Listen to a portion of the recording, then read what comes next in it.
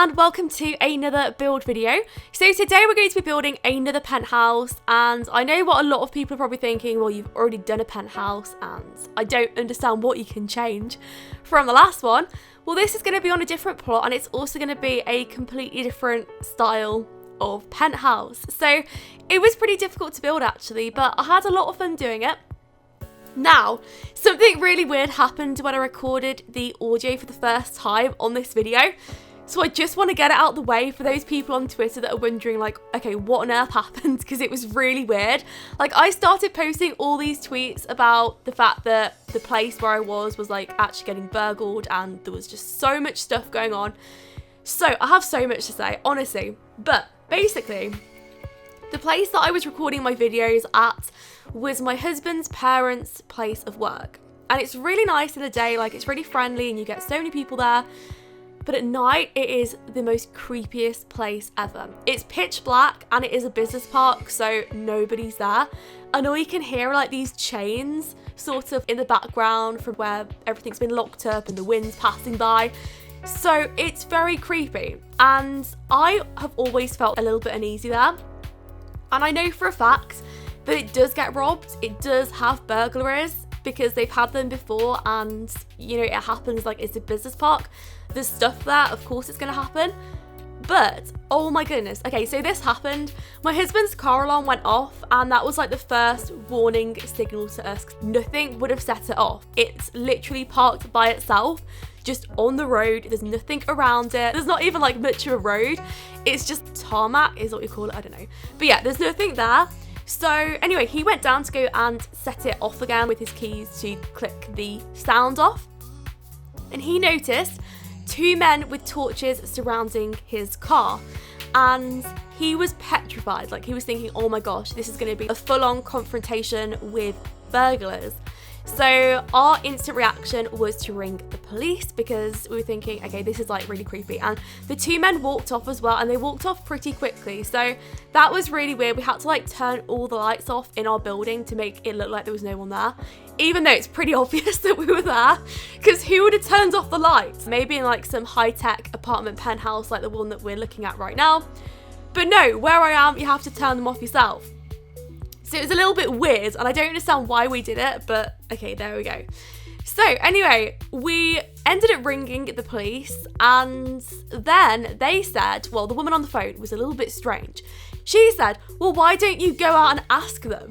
Like, are you actually joking? If you have a burglar outside your house, the last thing you go and do is go and ask them why are they burglaring your house. What a strange thing to say. So anyway, after about 30 minutes of sort of having a heated discussion with this policewoman, they arrive. The police actually arrive at the business park and there's like 10 of them. I mean, why would you even have like 10 police? I'm not complaining that the police turned up, but I'm sure that there are bigger issues in the world for 10 police people to turn up with torches looking around for two people that didn't even break into a car. I don't know. For instance, my old house actually got burgled and arsoned. They actually set it on fire. We didn't even get 10 for that. Like, what on earth? So I was a little bit bitter about it, not gonna lie. Because I was thinking, well, what's so special about this? So anyway, it turns out that after about 15 minutes of the police looking around the house, they actually found the two people that were hanging around by our car. And apparently they were working down the road, they heard the car alarm go off and they came to check on it. Who does that? Who hears a car alarm, goes and gets their torch and goes to check? I mean, okay, fine. Maybe they thought they were doing the nice thing, but it really wasn't because they didn't tell us that they were there. So that got to me. I mean, I don't like making rant videos at all, and like this is a penthouse build, but it happened during this video, so I thought, you know what, I've got to get it off my chest. But anyway though, this penthouse build was made for one of the sims that I have been recently, I guess, using for my own story Myshuno that I recently did. So when City Living came out, I decided against doing a review, and the reason was because I feel like a lot of people do reviews. There's a lot of people better at doing reviews than me. I can be a little bit critical. And there are things that I really like and I really dislike. There's hardly any in-betweens. And I just think that's me as a person. I either really love something or I really hate it.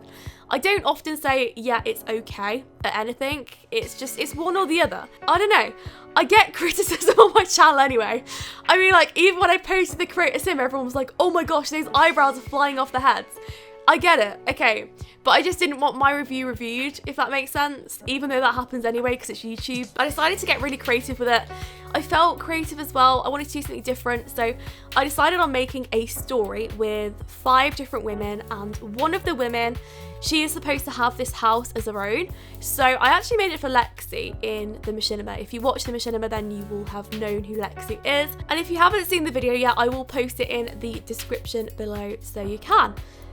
But anyway, Lexi is supposed to be the owner of this really pretty house. It's supposed to be like black and white inspired. I think it's because I looked around a show home recently and it just stuck in my head because it was one that my husband really liked, and he hardly ever goes to houses and really likes them.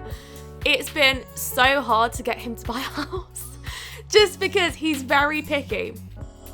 And I think that every time we look around a house, our expectations get like better and better, but we have got a house at the moment, we just aren't allowed to live in it yet. Like, we've paid for it, we've done everything, but oh my gosh, the solicitors are so slow. Honestly, if they went any slower, they'd actually stop, because I've never met a slower company in my life. They have one thing to do and they just haven't done it.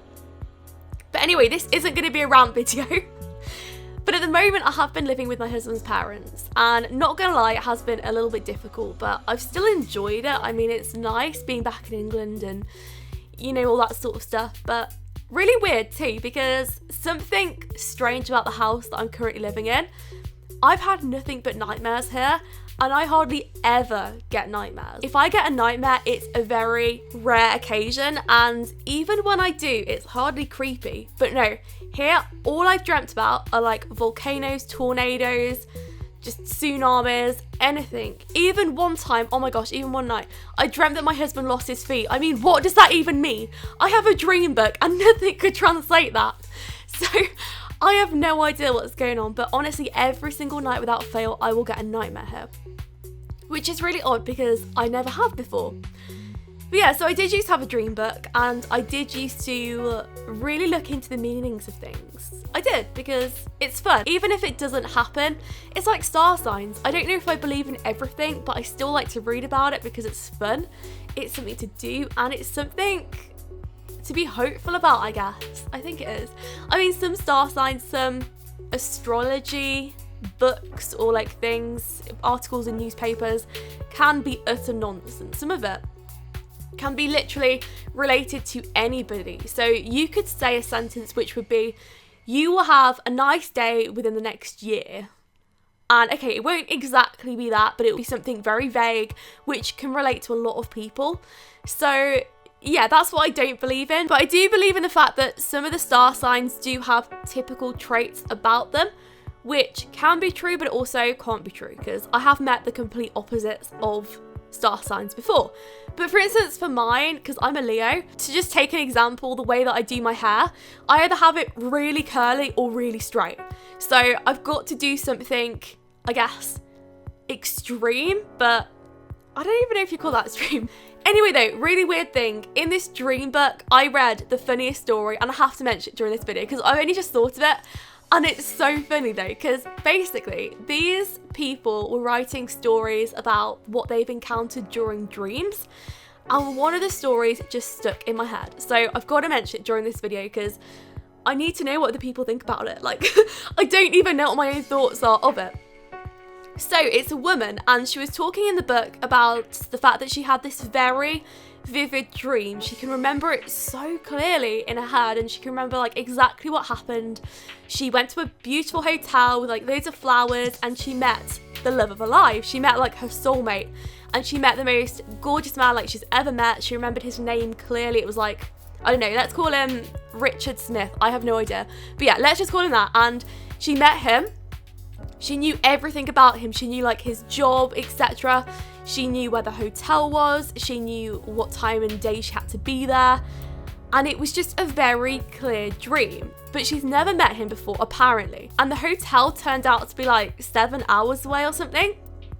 So anyway, she decided to go there just to see what it was all about, and just because she had such a clear image in her head of this place.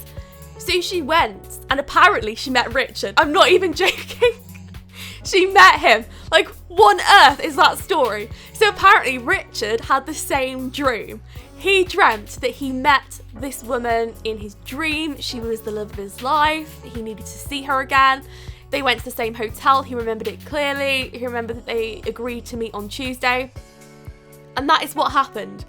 Now, that is the weirdest thing ever, because it's just strange. Like, how do you meet people through dreams? And like, I'm not gonna look into it too clearly because obviously people lie. Like, people lie so much, and I'm such a gullible person. I don't always know that people lie to me. So it could definitely be a lie, and I'm gonna say like there's a 90% chance that it is.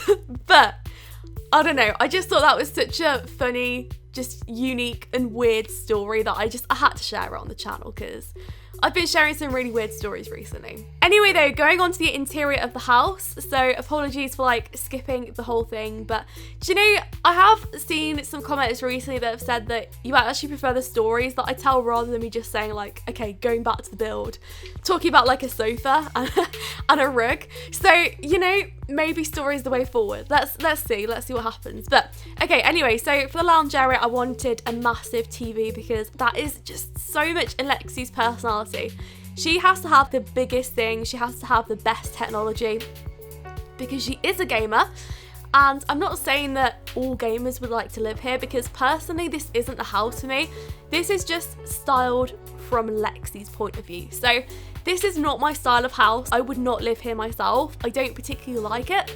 But sometimes to be diverse, to be somebody that takes a step back and builds a lot of different things, I have to put myself in the mindset of just being able to build some really different, unique structures that I wouldn't like to live there myself. And a lot of the time that's true.